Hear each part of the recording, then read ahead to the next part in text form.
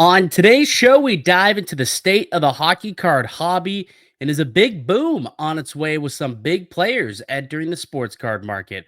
We'll get into all that and more. This is episode 49 of the Hockey Card Haven podcast. Let's dive in.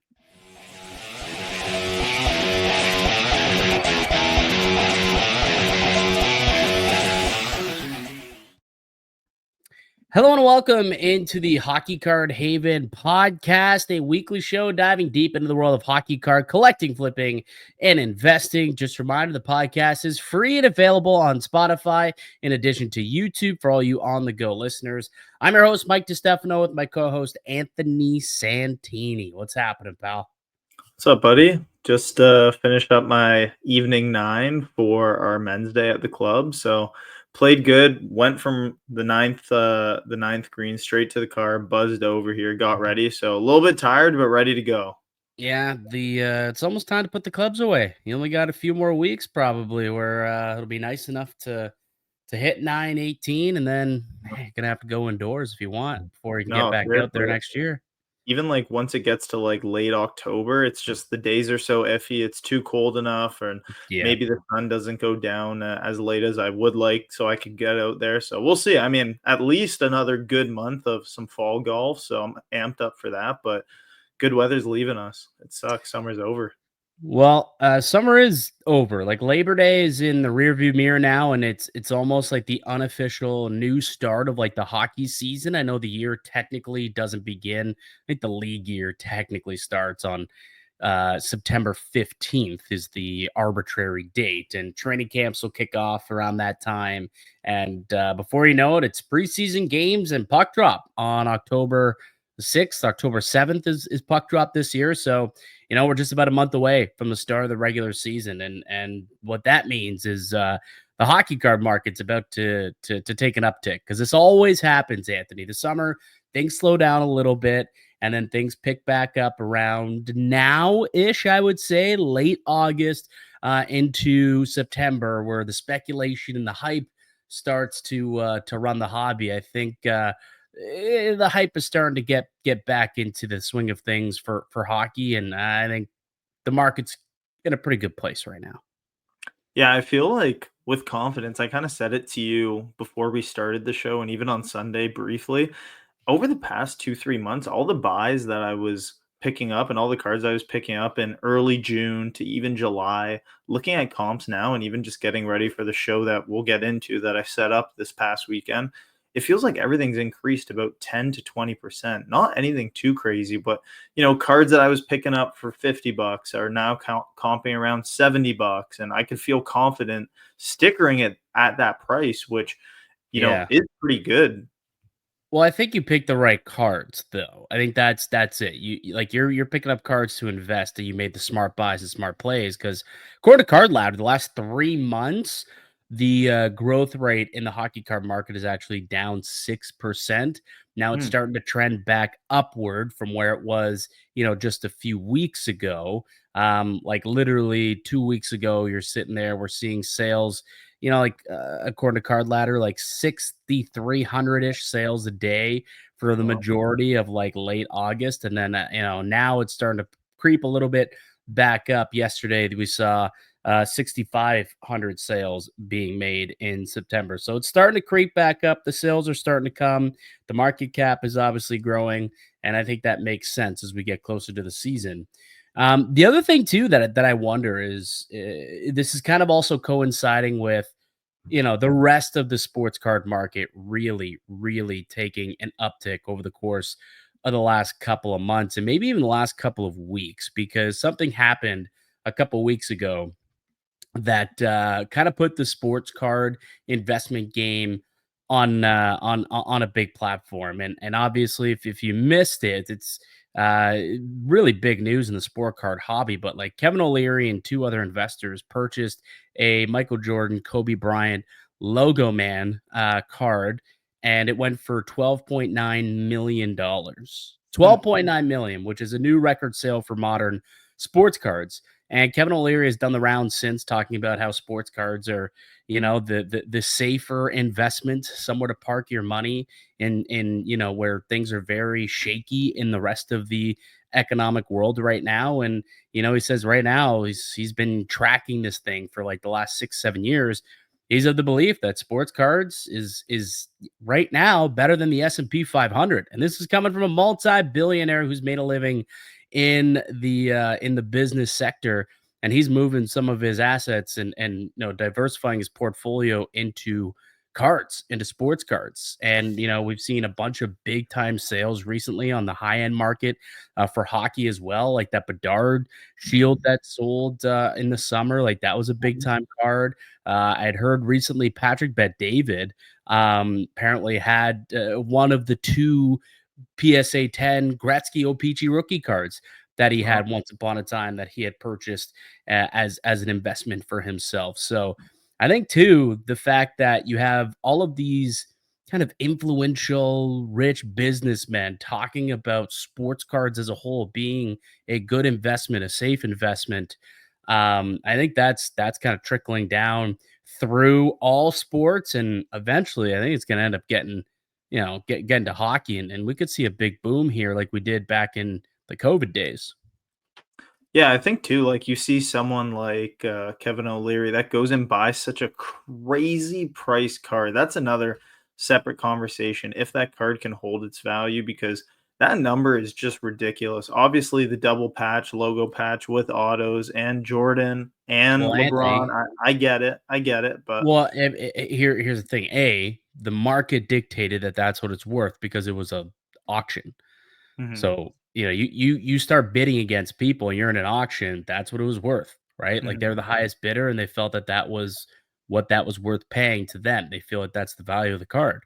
So yeah. if it was an one-off sale, then I could say, it might not be the value. But if it's an auction and you're going head to head with a bunch of other people and it gets bid up to that price, doesn't that tell you that that's what the market is on that card?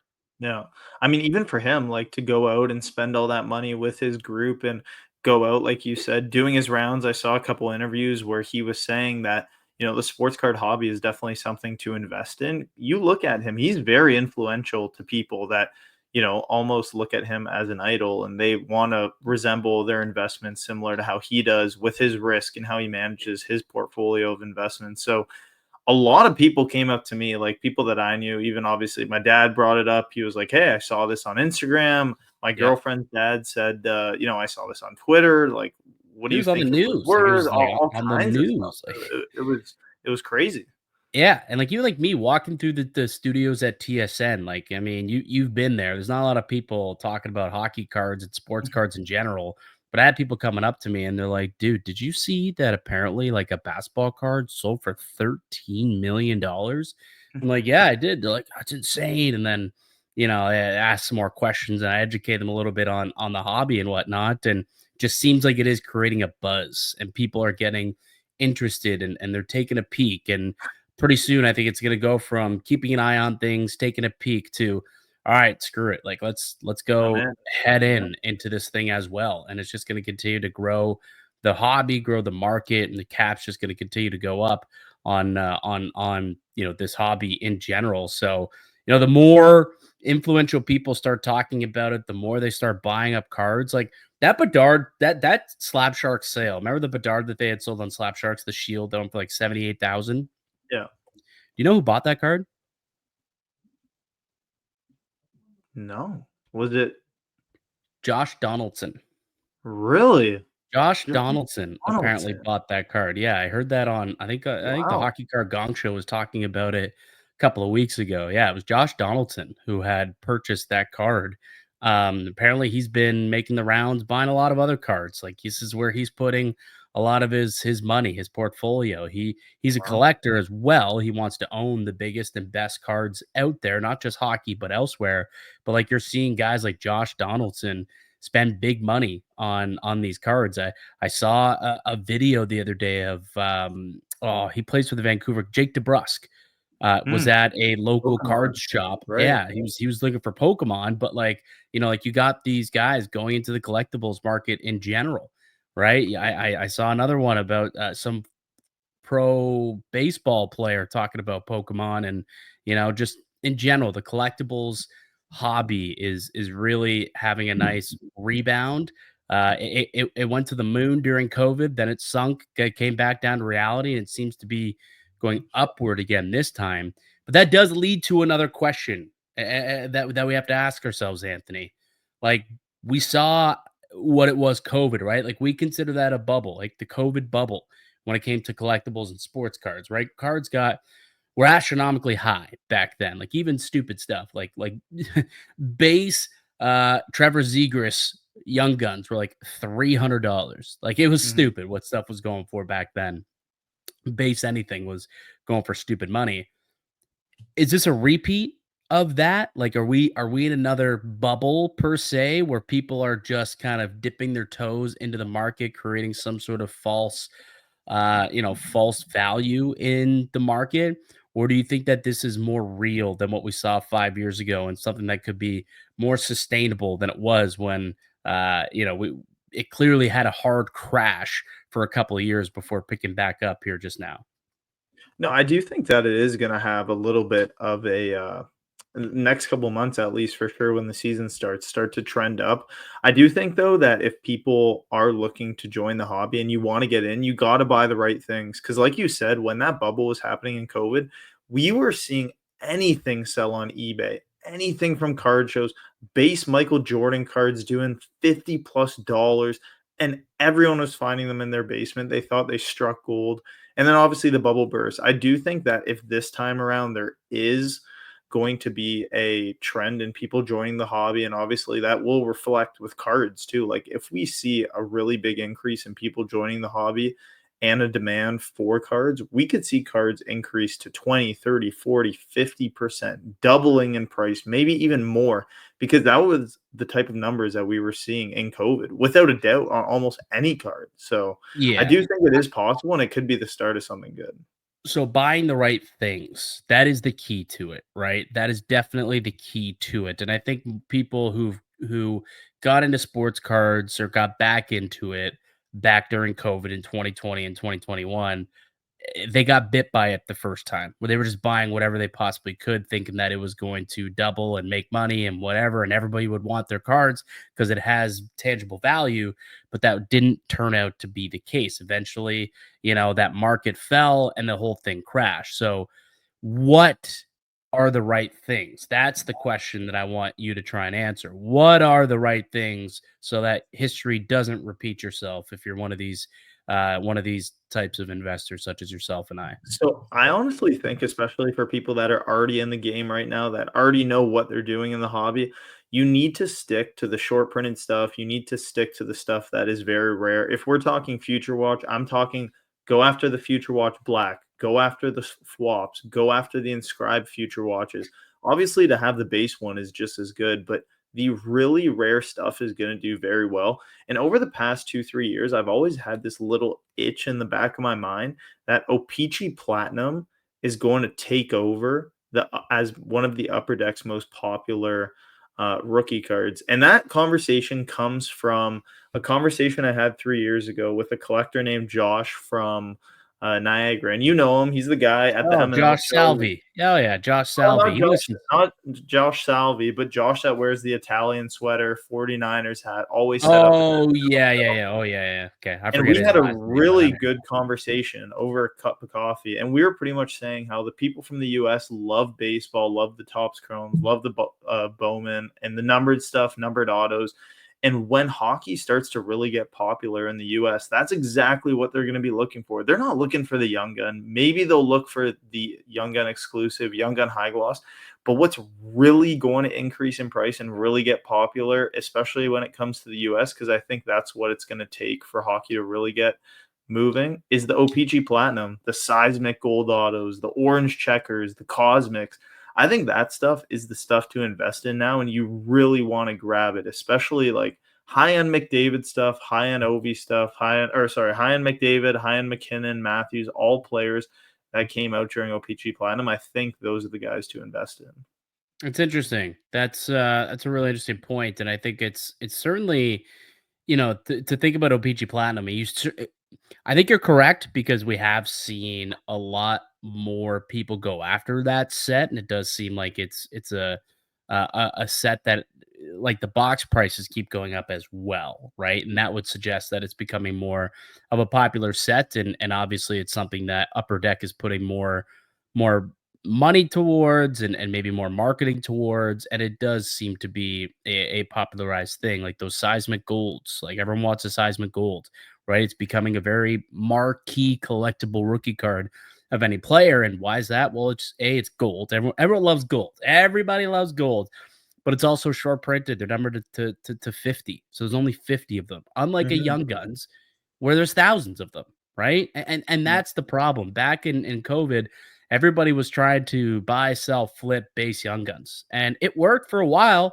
but eventually everyone had them and then nobody wanted them. And even now, like they do still sell, but it is not at the same rate and not for the same prices that they Yeah. were selling at before, I in was my gonna opinion. say, like, some of these raw young guns, you go to a show, and unless they're over $50 in really good condition, you're probably not gonna sell them unless that player really starts playing well. I find the only thing that you can sell is the PSA 10 versions of these Yeah, young gun cards you because you could buy nine super cheap, like oh, super super cheap, cheap. like an Just extra as five, much ten as dollars raw. more than the raw. Like that's it. Probably just as much, yeah. Nearly. I mean, I could personally tell you, I bought a Logan Cooley Young Guns PSA 9 the other day. I think they're Mhm. going for what, 25-30 bucks raw, Yeah, a Cooley yeah, Young Gun. yeah. Paid 35 bucks for it. That's pretty good. Yeah. Like that's what it was, it was listed at. And I was like, sure, I'll give you 35 bucks for that. I think that's a good deal. Cost 30. It costs 35 to grade the thing for Pete's Yeah, sake. So like yeah. I don't know why people sell their PSA 9 so much, but you're right. It's like it's unless it's a 10, there's a lot of people that just don't want it. And it because the 10 is lower pop, it is less of them. They are more short printed by that, narrative. And that's kind of the reason behind it. You did have an example though of a card that you did that you felt like you said what the black future watch autos, right? Mhm. And you did have a card that recently sold that made you think of that. Let me pull it up. You can talk about it. The Lane Hutson Black Future Watch Auto. You want to talk a little bit about that Yeah, and what caught your eye? even like just for a bubble with Lane Hutson's Future Watch Auto Market, with it coming out just 2 3 weeks ago, and how crazy his cards went with him winning Rookie of the Year. Obviously, a great player, but you got to think at some point that his bubble is going to burst too. Obviously, some of the higher end cards I could see going for a good amount, but you're about to pull it up. His Future Watch Black Auto, the first sale of it, going for around Mhm. 17,000, I believe, Hang on, I got it just here. Yeah. shy of Connor Bedard. And the Connor Bedard one sold for, I believe it was 19,000 through Slab Sharks on, it wasn't an auction, I believe it was a sale. So this is the Future Watch Auto Black Lane Hutson that you have for our viewers on YouTube. And it did sell on Slab Sharks on auction. The number was $16,900. $16,700. Just Mhm. absolutely ridiculous numbers for a guy who, I get it, a great talent, but there are many other talents out there for much less money, much more upside that you can pour your money into. I don't see any upside buying this card for $16,700. And then next comp that comes up 2 weeks later is a perfect example why you should never be buying at the peak of a player's hype. So there was a sale just 2 weeks after for almost half of this comp, which is just even more ridiculous to me to even prove my point. Just ridiculous. Yeah, I think that sale has not popped up on Card Ladder that you're talking about, that second sale. Mhm. So I don't, Card Ladder's not necessarily the be all end all and doesn't necessarily mean that it wasn't paid for, I suppose. But typically, if it doesn't pop up on Card Ladder, there is some fishiness to it, or maybe it just hasn't Mm, populated quite yet. But right. it is not yet on Card Ladder. But to your point, like I don't know. It's interesting. Like yes, like you have to buy the right stuff. You also have to pay the right price. Now, maybe paying 17,000 wasn't the right price for Lane Hutson, especially on release day. but it's the right stuff to buy. And if you can get it at a good price, right? Like all of a sudden, like the black Future Watch autos, there's not a lot of them out there, No, right? well, Like there's they're reportedly 5. That's what they so say. I was told that that's not the case. Actually, I was having a chat with a card owner, a card store owner who had Hmm. talked about this with upper deck people, and apparently, if anything is like anything SP, if it doesn't have a number on it, it cannot there cannot be less than 10 copies of that card. So that has to be at least 10. Oh, really? Yeah, so apparently the 5 is a misconception, or maybe they changed that at some point, Hmm. but yeah, so reportedly, if it doesn't have a number, so if it was out of 5, there was only 5 of them, it would have to be out of 5, like, it would have to be numbered that way. Apparently, that's an upper deck policy. If anything Wow, has less than 10 copies, then they number it. wow. I'm just So we know briefly there's at least looking. 10 of them, but there's not much more than 10. Oh, We for could tell sure. you. I was also just trying to find any other high-end Future Watch Auto blacks. Did you see what the sale on the Macklin Celebrini Future Watch Auto black was? It's like 8 or 9,000. 8,700. Yeah. 8,700. So Yeah. Well, almost again, like, double. Almost but double. Or yeah, just about double. Just about double. regular, Connor Bedard's $16,500 was the number. 16,500.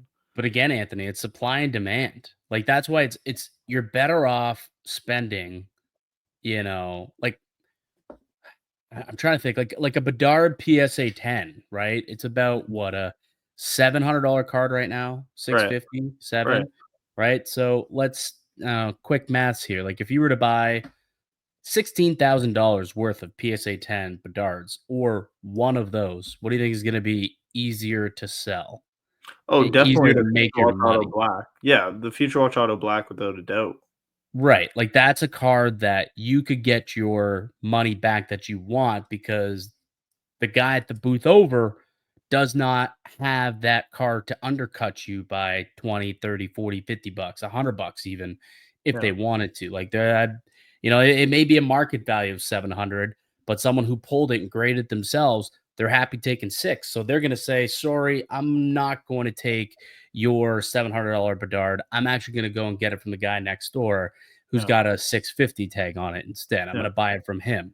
And that's the biggest issue when it comes to the non-numbered stuff and these young guns and the bases and even future watch autos for that matter. Like, there's 999 of them. Like, it's not like they're There's lots. super, Yeah. super short print. There's a lot of them out there, but the inscribed ones, there's only 50, Yeah. right? Only 50, unless you're Logan Stankoven and you decide to inscribe each and every one of Oh, yours. the All oh, 999. Tyler Bertuzzi did that as Tyler well. Bertuzzi. Yeah. He did the same thing. Every now and then, someone doesn't understand the assignment and inscribes everyone. Imagine opening up an SP Authentic though, and opening up a Logan Stankoven and seeing it's inscribed and just getting super excited, Super only juiced to up. realize that it was an error inscription. It was Well, I card like told you, 428. I had the similar feeling, like, I was on Instagram looking at some story sales one night, chilling, and I see, like, a Logan Stankoven Future Watch pop up, Future Watch inscribed, quote, Yeah, unquote, pop up for, I think it was 150 shipped, and in my head, I was like, "Okay, 150." Just quick math without even looking up comps, 150 shipped, inscribed, that's gotta be pretty good. Let me, like, try and compare him to another player, like, alright, Dylan Gunther, his regular Future Watch goes for 150, so just in my head, I was like, "Geez, that is a steal for the inscribed." Looked up a comp, saw all of them were inscribed, and then actually ended up passing, obviously, because I didn't want a regular that was obviously just extra signed. But that's another time where you got to look at your comps and make sure you're buying the right thing. And you had the yeah. best line. It made a lot of sense.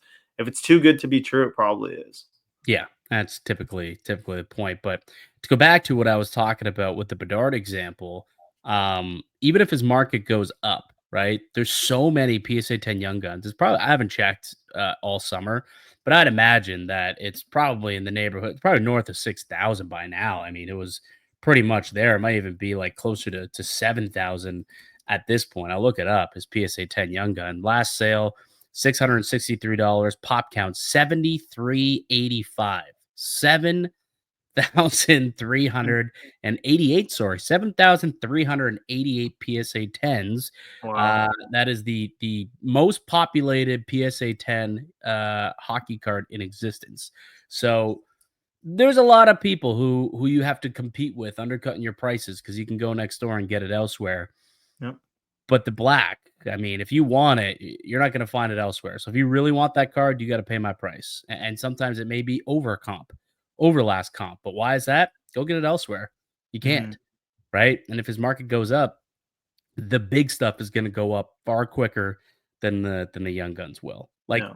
it's more the young guns are more liquid, but the gains won't be nearly as high is Yeah. essentially, where I'm coming at from that perspective. And if the whole market bottoms out, it's gonna be the lower end stuff that takes the bigger hit as opposed to the higher end stuff. Yeah. No, I totally agree. I mean, even like the general consensus with it, like at a card show, you need to have the cheapest price in the room for a Young Yeah. Guns Raw. Unless you're kind of just get lucky with a guy that wants to clean out your table, he's buying stuff, whatever. But if you get a Mhm. guy that's just coming to a card show and he just wants to pick up an Or Austin flipper. Matthews Young Guns Or Raw, he's gonna get the cheapest one in the room. That's it. right, You just or gotta have the flippers, cheapest which one. a lot of people are just flipping nowadays anyways. There's Yeah. very few little collectors out there. You got a lot of people flipping, hoping that the market goes up and they, make their 10, 15%.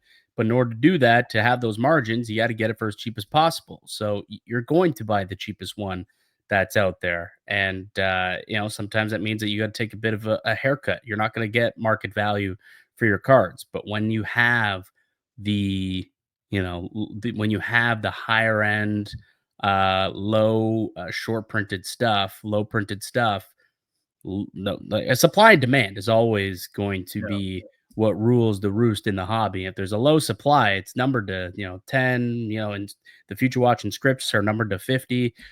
You're going to have far more of a say in what you want to sell that card for, Yeah. than you will just kind of base run of the mill young guns where there's 7,300 of them out there. Yeah. So that's kind of the question marks that we have right now. Like, could this be a bubble? Could this be real? But either way, it's a fun ride. It's been a fun summer. I think things are about to heat up even more so, but the big thing to remember is to buy the right stuff, Yeah. essentially. It's always buy the right stuff, which again, which is something that you encountered. I remember you talking about this on our last show when you came back from the national, where guys sometimes are just blindly buying things, not necessarily care who the player is or what the card is. They're just buying anything at 70%, which is a very Yeah. risky thing to do. And that's what a lot of people were doing during the COVID times. And if you try that now, you're going to lose more than you're going to win, I think, in the long run, at the very least. If you can flip it quick, good on you. But in the long run, it's far more volatile doing it that way. Know Yeah. what you're buying and buy the right stuff. If you know your market, perfect example, Marco that does Rads on Instagram, he sells all kinds of Yep. Leaf stuff, all kind of prospects. He can go out to a card show, know exactly what Rads is well and what fills quick. Just go buy it and Raz it off that night, and it Yeah. will probably fill, and he'll be able to do it that week. But if you just go out buying willy nilly, doesn't matter the card. If you're going out and buying Jacob Perot, hoping that people are going to join that Raz, it's probably not going to happen. But if you go out and you buy, I think I saw him, he was showing me some Bobby McMahons he picked up, Morgan Riley, Matthew Nyes, all those type of guys. You Yeah. got to buy the right stuff. You got to do Yeah. it. Yeah, I saw him at a show the other day. Picked up like a Lane Hutson rookie auto, right? Picked it up for a good price and then razzed it. He made a couple of bucks off of it, but it's a lot easier to do when you're razzing it like that. But he knew what he could get for that card in a razz. Could he have got that as a one-to-one peer-to-peer sale? Maybe not. But again, he kind of knew his market, knew how he wanted to move the card. So that's just research, that's experience, that's knowing things, which are all, is part of it as well. You got to know what you're buying.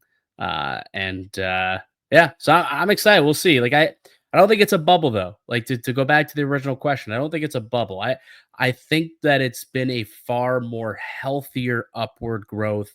It's been a bit of a steadier growth than COVID, where things seem to just like flip on a dime. Like, I could tell Yeah. you the exact week when the market went from doubled. And when I say like, I'm not even joking, like it doubled. I remember buying a Jack Hughes Young Guns on eBay for like $60.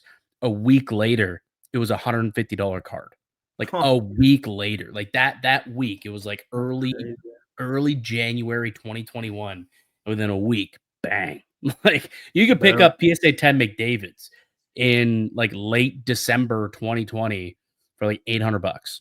Like it was Mhm. dirt cheap. PSA you could pick up, nine a PSA 10 Matthews for like $500, $400. And those markets have obviously exploded Yeah. since then.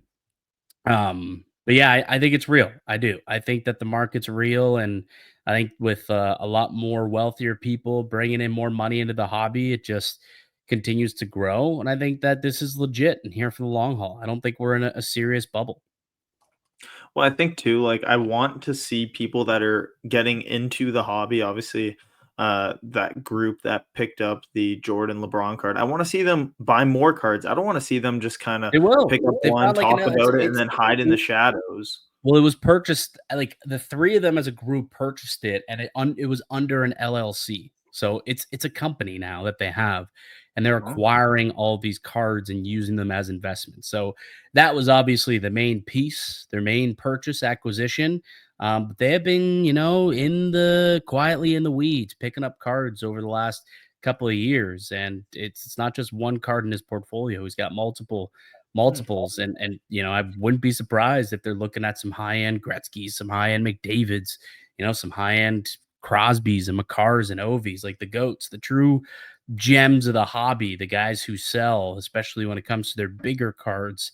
And they're using that as an alternative form of investing, and that's what they call it, alternative portfolio. Hmm. Is kind of what it is for them. So yeah, I'm curious to see where this all goes. I'm excited for the upcoming season and what it could possibly mean for the hobby.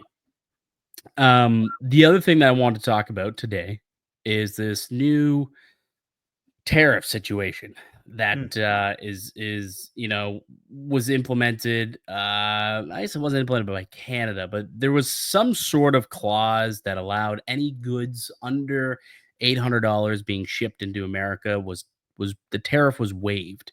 Some 35% tariff was waived. That came to a close late in August, and now anything that ships to America is subject to a 35% tariff.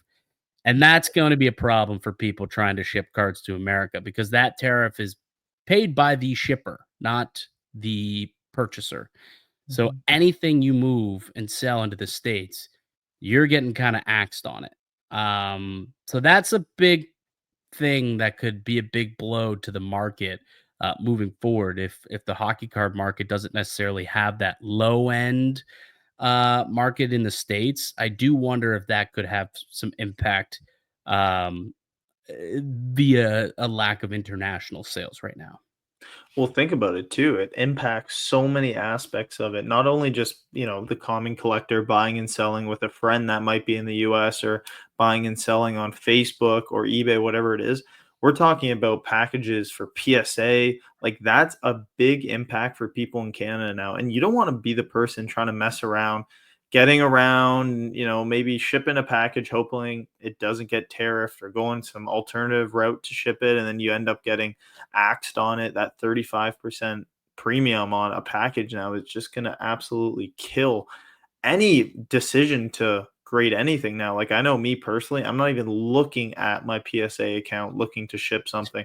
It's just Well, I don't completely think they're pointless. accepting personal PSA orders right now. If Well, you you don't could do ship it through through, PSA, but that's the yeah, only way. PSA Whether it's through Canada. PSA Canada, you can't personally send it off anymore, Yeah. Yeah. which is kind of wild. That's like been monopolized that way. Although it is cheaper Yeah. to go through PSA PSA Canada and Canada. their Yeah. affiliates. It is cheaper to do it that way. But anyway, I thought that was kind of interesting. What I do think is possible, though, we'll see how long this kind of stays in place. If this kind of gets lifted or if they renegotiate some other type of deal that alleviates this issue. Because that's all goods, not just sports cards. This is all goods. Sports cards just happens to be, what impacts us. on a daily basis.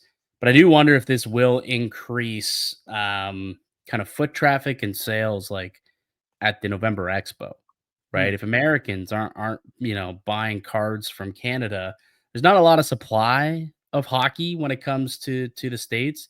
So if you're not getting it from Canadians, they might be more willing to come and purchase and spend some big bucks at the expo and bring it over the border, and then they won't have to pay those tariffs.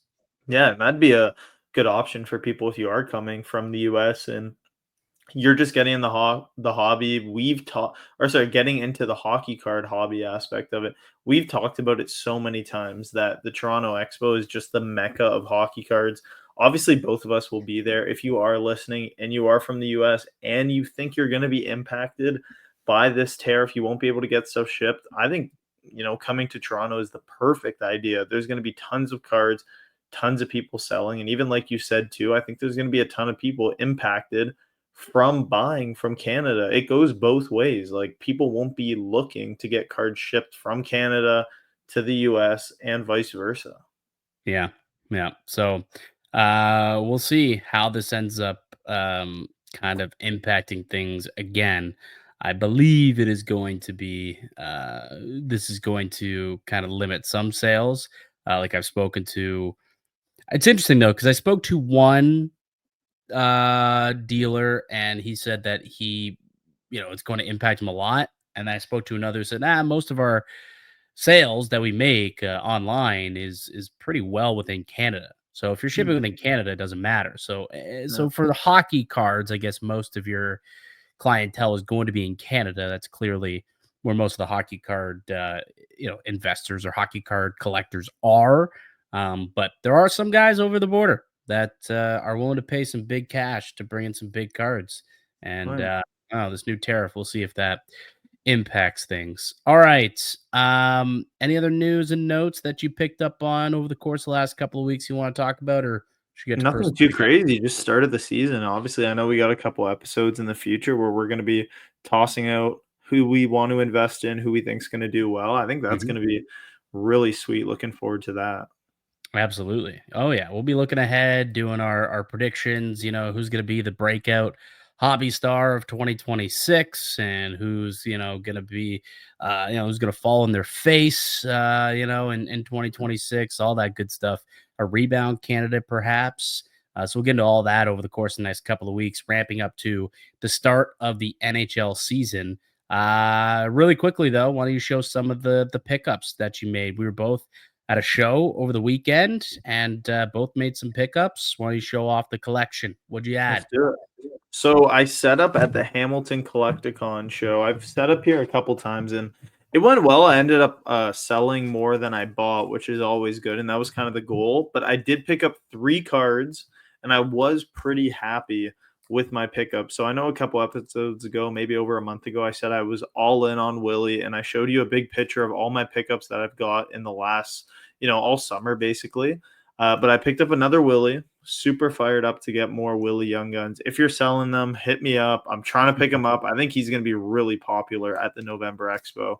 Like I think this card screams $100 in November. Well, I you see think what I mean? But that's a perfect example of you're buying the right stuff, Anthony. Like you're spending 75, $80 on a Willie Young gun instead of spending, 12 or spending $80 and buying like, 4 $20 Aho Young Guns. You know what yeah, I mean? yeah. Like you're buying the right stuff. Yep. So speaking of buying the right stuff, this is another guy. I think he's gonna have a massive year. I think this guy's stuff. It was ridiculous what happened game 1 and game 2, back-to-back hat tricks last season. It was the perfect scenario for me because I was all in, invested in him. I had probably 50 or 60 young guns of him, but I picked up a Jacob third. Perreault. Oh, Oh my goodness. This guy's dude, I trying to saw bait Jacob. me. I saw Jacob Perreault Future Watch auto patch at the show the other day. I almost bought it to give it to you. I really wish you never did. Well, I'm I didn't. really I did happy that not. you didn't. I'm Yeah, really I, happy you didn't. I But did not. I think that Dylan Gunther stuff, kind of like with Willie, has the opportunity to double, triple. I think he could be a really big name. So going for around $350 right now, I don't know, man. I feel really optimistic about him. I feel like this could be a $500+ card. And I even got not one, not Oh, two, oh, but I got three oh, Dylan Gunther Future look at Watch you. the Cup RPAs. And this is my favorite one here. This is such a crazy That's a patch. So beautiful patch. I told That is myself last year when I was shipping out probably at least 30 plus packages of Dylan Gunther Young Guns when they were popping off. I just want to pick up the short print stuff, the good stuff, and I feel like pouring money into this is way better than picking up a bunch of Young Guns. So I was 100%. pretty happy to enter the season with these three. So we'll see what happens there. Yeah, 100%. And that goes along with my nice little. Oh, what are we doing? Oh, I got to let's take see. this off. I got to take that off. Hold on 1 second. This isn't going to. What's going on? I got to take off this stupid visual effect thing. There we go. There we go.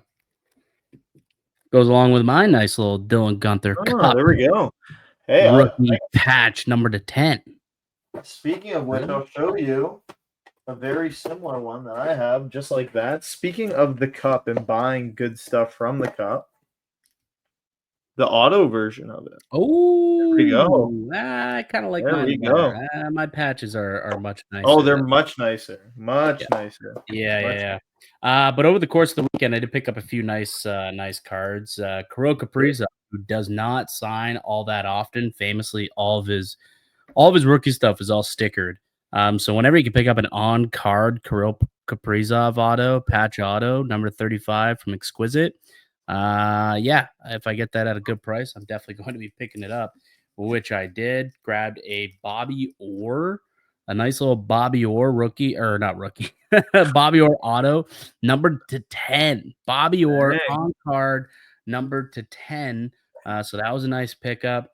Little Matvey Michkov, Ooh. little silver outburst young guns. So again, like you can buy the young guns, but if you get the silver outburst, Yeah. Yeah. little more desirable, and it's a little bit more, or it's a little less common than the regular young guns. So you just go up the ladder a little bit, and all of a sudden, it's a more sound investment. Here are the two big pickups that I've made over the course of the last couple of weeks.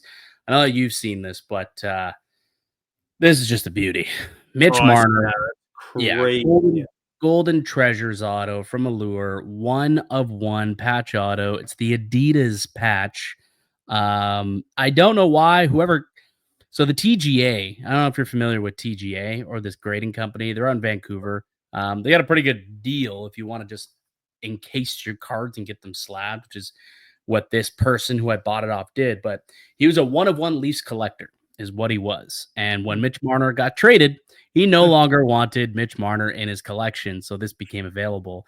And the reason why he uses TGA just to encase it, not Wow. to add value or anything like that. But it's actually in decent shape. Like I've considered cracking it and maybe setting it to Beckett or PSA. It is actually in pretty darn good shape, and I think could at very least 9, I would imagine.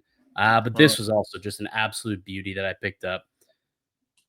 Oh, that was a couple weeks ago, right? Yeah, that Yeah, one. Matthew Nyes, sign of That's the times, gold auto on the black background, rookie numbered to 25. So again, picking the right players, oh short yeah. printed, only 25 of these. It's inscribed with his first goal. I think it's his first goal. Maybe it's his first the date of his first goal or the date of his first game. One of Or the two. maybe both. Maybe both. Could have been both. I would have to go back and look and see. Could have been both. But yeah, those are some of the big pickups that I made over the course of the last couple of weeks here. And yeah, over the next few weeks, I'm sure with a bunch of shows starting to get going again. We had a lot of fun over the weekend at the other show. Had some fun. I'm sure we'll have some fun. Are you going to be at the St. Catharines show? Not this weekend, but next weekend, the M&L show. I don't think so. I'm not Uh, sure. I might go to that GTA show. That's just as good, but maybe if I find myself in Niagara. I am going to be in Niagara this weekend, actually. Missy City Festival is happening. I don't know if you saw that, but it's supposed to be pretty good. Saturday night, Riley Green, baby. That's cool. Awesome. I'm not going to be in Niagara. I'll be in Toronto. So we'll swap places Hmm. for for the weekend. All You. right. That'll do it for us here today on the podcast. I'd like to thank everyone for listening and supporting the show. You can subscribe right here on YouTube and also on Spotify for you on the go listeners. We'll be back next Wednesday with another episode of the Hockey Card Haven podcast.